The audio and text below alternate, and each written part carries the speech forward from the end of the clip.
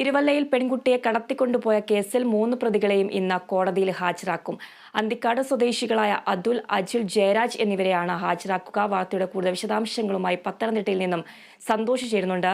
സന്തോഷ്, 3 പ്രതികളെയാണ് കോടതിയിൽ ഹാജരാക്കുന്നത്. കൂടുതൽ വിശദാംശങ്ങൾ എന്തൊക്കെയാണ്?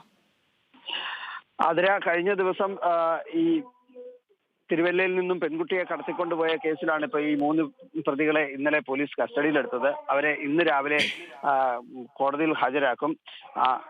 തൃശൂർ അന്തിക്കാട് സ്വദേശികളായ അതുൽ, അജിൽ, ജയരാജ് എന്നിവരെയാണ് പോലീസ് ഇന്നലെ പിടികൂടിയത്. ഇവർ ഈ കുട്ടിയെ കടത്തിക്കൊണ്ടുപോവുകയും അതോടൊപ്പം തന്നെ ഈ കുട്ടിയെ മാറ്റി പാർപ്പിക്കുകയൊക്കെ ചെയ്ത കേസിലാണ് ഇപ്പോൾ ഈ കേസെടുത്തിട്ടുള്ളത്.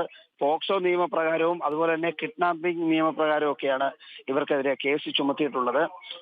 കഴിഞ്ഞ ദിവസം കഴിഞ്ഞ വെള്ളിയാഴ്ചയാണ് ഈ കേസിനാസ്പദമായ സംഭവം പത്തനംതിട്ടയിൽ നടക്കുന്നത്. പെൺകുട്ടിയെ സ്കൂളിൽ പരീക്ഷയ്ക്ക് പോയ പെൺകുട്ടിയെ അവിടെ നിന്നും ഇതിൽ പ്രധാന പ്രതിയായ അതുൽ കടത്തിക്കൊണ്ടുപോവുകയായിരുന്നു.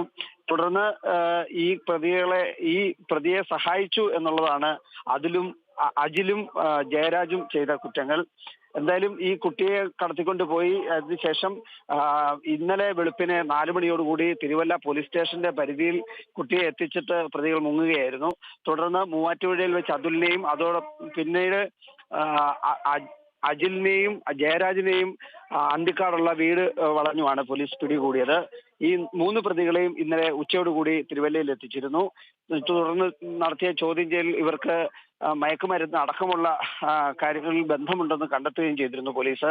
എന്തായാലും ഇന്ന് രാവിലെ ഈ 3 പ്രതികളെയും കോടതിയിൽ ഹാജരാക്കും.